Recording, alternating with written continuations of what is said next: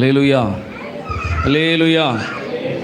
சின்ன பிள்ளைங்க விளையாடாதீங்க, கவனமாக இருங்க. விளையாண்டிங்கன்னா ஸ்கூலுக்கு அனுப்பி விட்ருவேன். யார் ஸ்கூலுக்கு போகணும்? டேனிக்கா ஸ்கூலுக்கு அனுப்பலாமா? இப்போ ஸ்கூலுக்கு அனுப்பிடலாமா? விளையாண்டா ஸ்கூலுக்கு அனுப்பிடுவேன். அல்லேலூயா. பெரியவங்களை என்ன சொல்கிறதுன்னு தெரில, சின்ன பிள்ளைங்களுக்கு சொன்னேன்.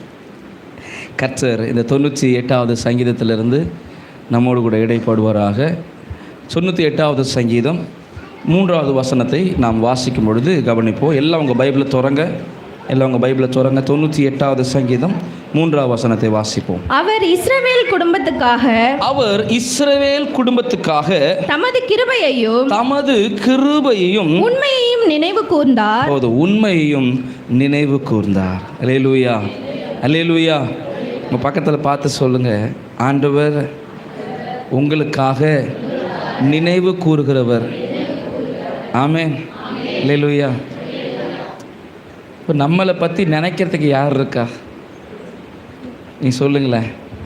ஐயா, என் பிள்ளை என்ன நினச்சிக்கிட்டே இருப்பான், நான் பெத்த என் ராசாத்தி என்ன மறக்கவே மாட்டா, ஒரு வாய் சோறு எடுத்து வாயில் வைக்கும்போது கூட என்னை நினச்சிப்பா அப்படின்னு இந்த உலகத்தில் உறவை பற்றி பெருமைப்படுத்த முடியுமா?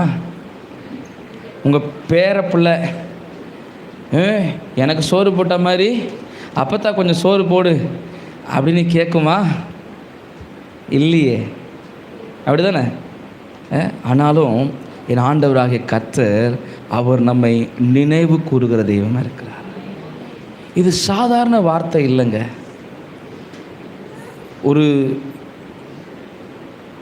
இந்த வார்த்தையினுடைய ஆழம் தெரியாமல் நாம் மறந்துடுறோம்.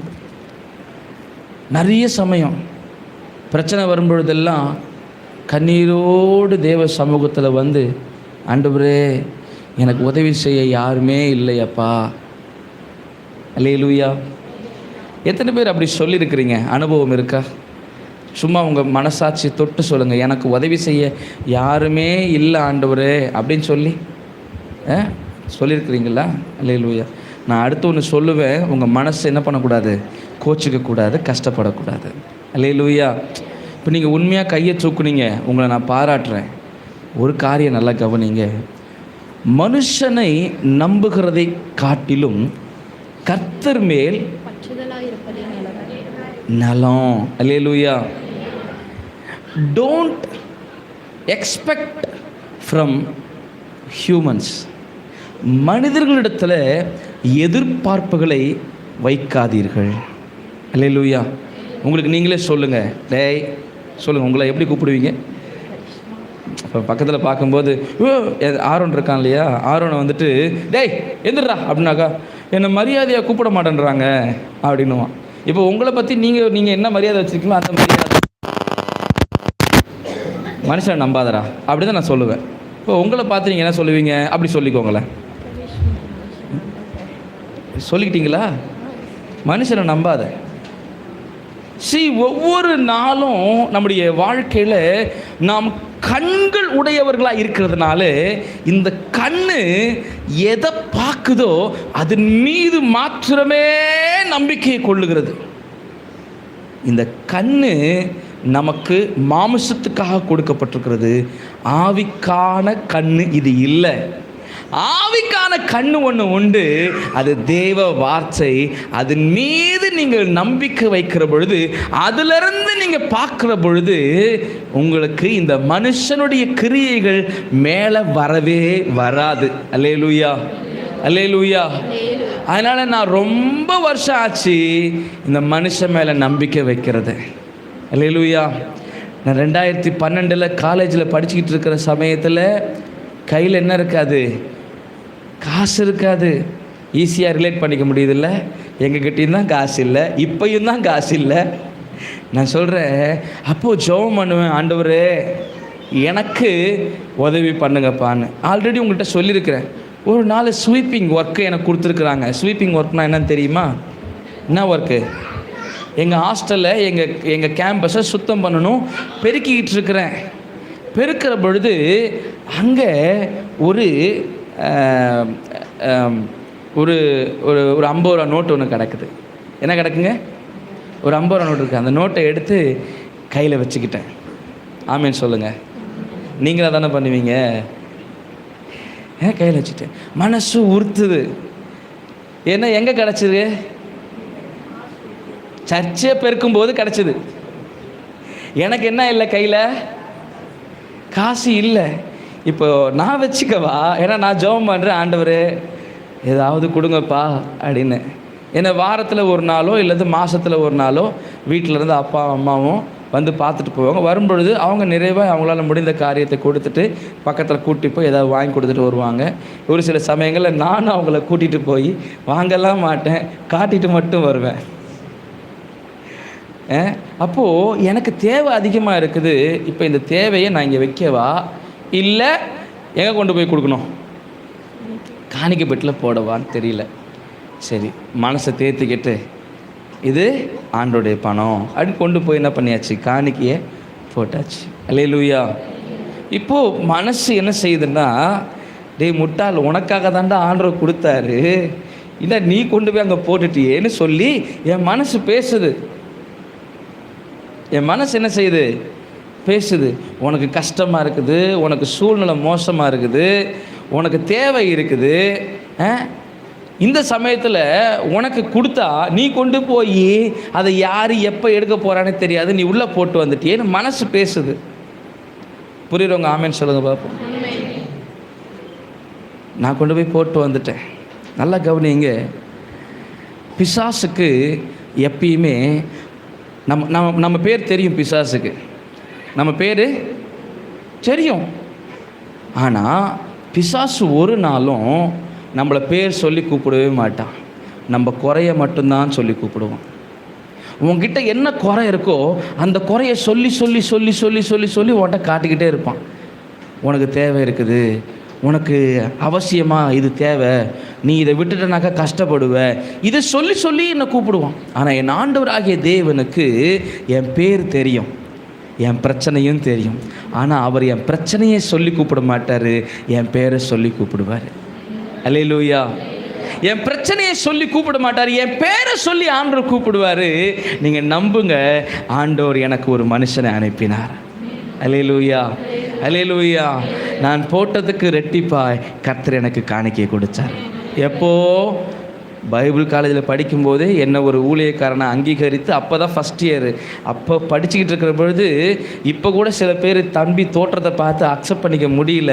ஆனால் அன்னைக்கு ஆண்டவர் என்ன பண்ணார்னா, ஒரு ஊழியக்காரனை, ரொம்ப பழுத்த ஊழியக்காரனை, அல்லேலூயா, ரொம்ப பழுத்த ஒரு ஊழியக்காரனை ஆண்டவர் அழைத்து வந்து, தம்பி ஆண்டவர் வந்துட்டு அதை கொடுக்க சொன்னார், இந்த காணிக்கை வச்சுக்க அப்படின்னு சொல்லி கையில் ஆண்டவர் என்ன பண்ணார்? இந்த ஊழியக்காரனை கனப்படுத்தினார்.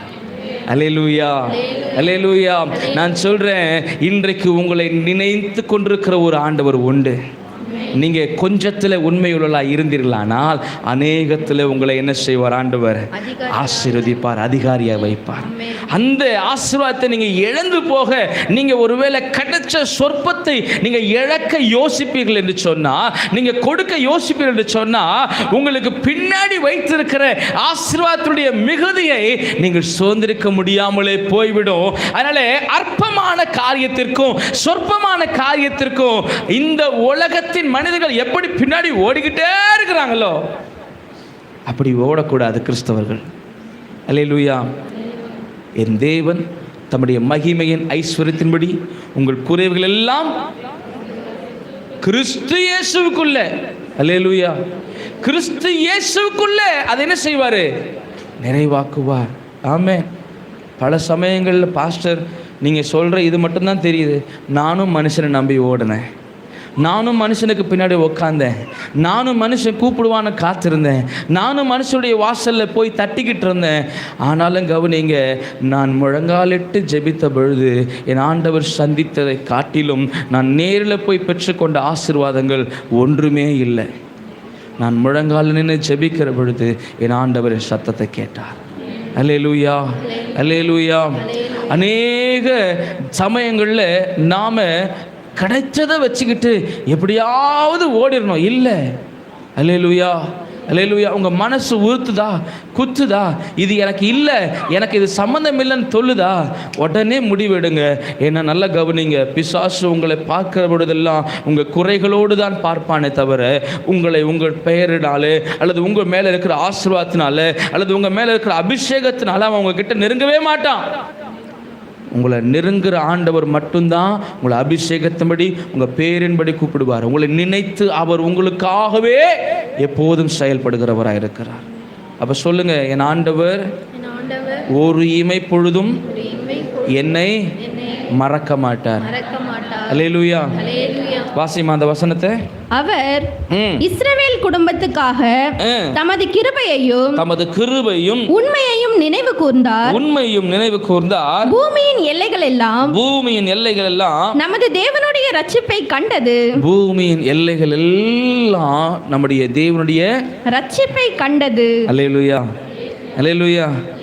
இப்போ ஆண்டவர் என்ன ரட்சித்ததை நீங்க கேட்டீங்க.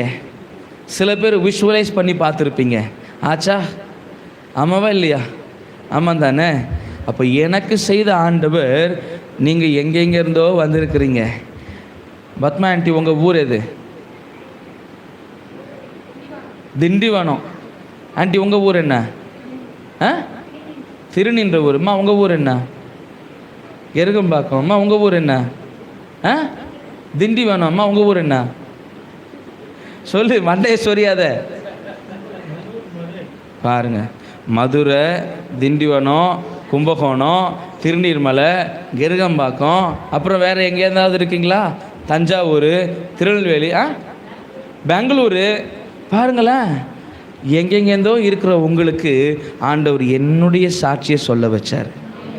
அல்லேலூயா. நான் சொல்கிறேன், ஆண்டவர் உங்களை என்ன செய்வார்? இப்படி சாட்சி சொல்லும்படியாக கர்த்தர் உயர்த்துவார். ஒன்றே ஒன்று தான் உங்கள்கிட்ட அவர் எதிர்பார்க்குறாரு. ஒன்றே ஒன்று தான் அவர் எதிர்பார்க்குறாரு. நீங்கள் உண்மையாக இருக்கணும். நான் சொல்கிறேன், இன்னும் கொஞ்ச நாளில் நம்ம சபையுடைய வளர்ச்சியை போல் வேறு எந்த சபையோட வளர்ச்சி இருக்காது. அதுக்கு நாம் செய்ய வேண்டியது கர்த்தருக்கு உண்மையாக இருக்கணும். அல்லேலூயா. நீங்களும் நானும் ஆண்டருக்கு உண்மையாக இருந்தோம்னா இந்த பகுதியில் கர்த்தர் என் சபையை உயர்த்துவது போல் வேறு எந்த சபையும் உயர்த்தப்படாது. ஏன்னா இங்கே நான் உங்களுக்கு கர்த்தருடைய சத்தியத்தை சொல்லி கொடுத்துட்ருக்குறேன். என் காடு மலை எங்கே போய் ஏறி இறங்கினாலும் சரி இந்த சத்தியம் கிடைக்காது. ஏன்னா என் ஆண்டவராகிய கர்த்தர் உங்களோடு பேசி கொண்டிருக்கிறார். அல்லேலூயா.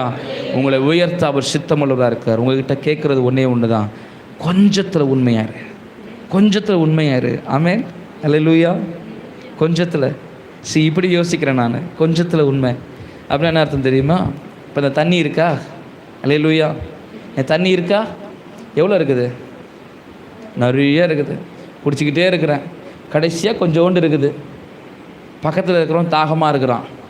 இந்த கொஞ்சத்தையும் நானே குடிச்சிடுறேன்னு யோசிச்சா இந்த கொஞ்சத்தை அவன்கிட்ட கொடுங்க.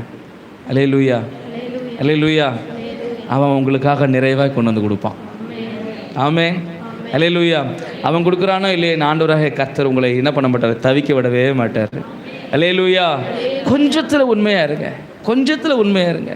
ஐயா, ஒரு பிடி தான் இருக்குது, ஒரு பிடி தான் இருக்குது, கொஞ்சோண்டு தான் இருக்குது. நானும் என் பிள்ளைங்க சாப்பிட்டுட்டு சாக போகிறேன்னு சொன்னான்.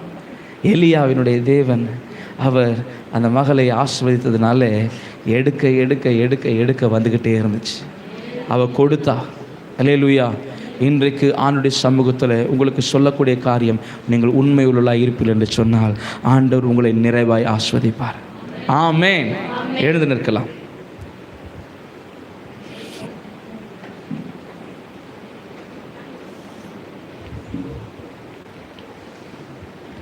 கரங்களிலே நாம் காணிக்கை